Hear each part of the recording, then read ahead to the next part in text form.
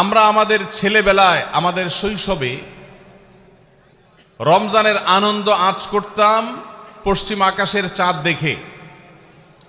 ঈদের আনন্দের সূচনা এবং শুরুই হতো ঈদের চাঁদ দেখার মধ্য দিয়ে।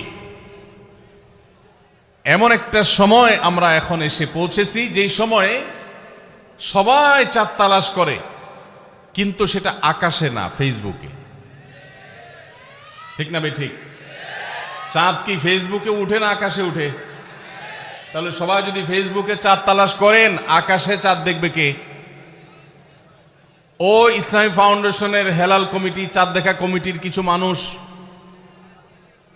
তাদের উপরে নির্ভর করে 18-20 কোটি মানুষ তারা ফেসবুকে তাকায় আছে। এটা খুবই দুর্ভাগ্যজনক একটা বাস্তবতা। নবী করিম সাল্লাল্লাহু আলাইহি সাল্লামের হাদিসটা আমরা লক্ষ্য করি, তিনি বলেছেন, সোমু লিরুইয়াতিহি ওয়া আফতিরু লিরুইয়াতিহি, তোমরা চাঁদ দেখে সিয়াম সাধনা করবে, চাঁদ দেখে রমাদান উদযাপন করবে, চাঁদ দেখে রমাদানের ইবাদত বন্দেগী করবে, আর চাঁদ দেখে তোমরা ঈদ উদযাপন করবে। চাঁদ দেখে তিনি আমাদেরকে রোজা রাখতে বলেছেন। অতএব চাঁদ দেখতে হবে কি হবে না?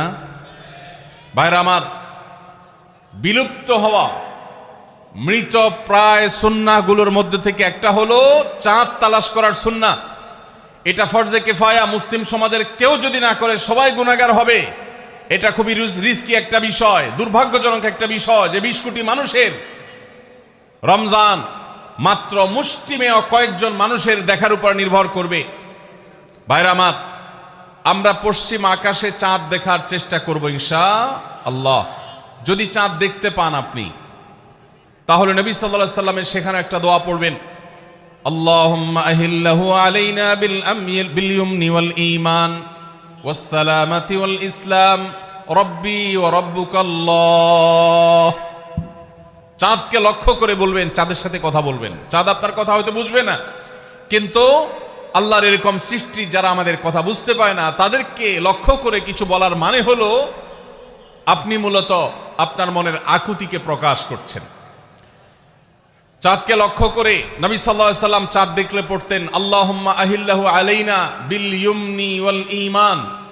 হে আল্লাহ, এই যে চাঁদ আমি দেখতে পাচ্ছি, এই চাঁদের পুরো মাসটাকে যে আমার জন্য বরকত এবং ঈমান দিয়ে পরিপূর্ণ করে দিন।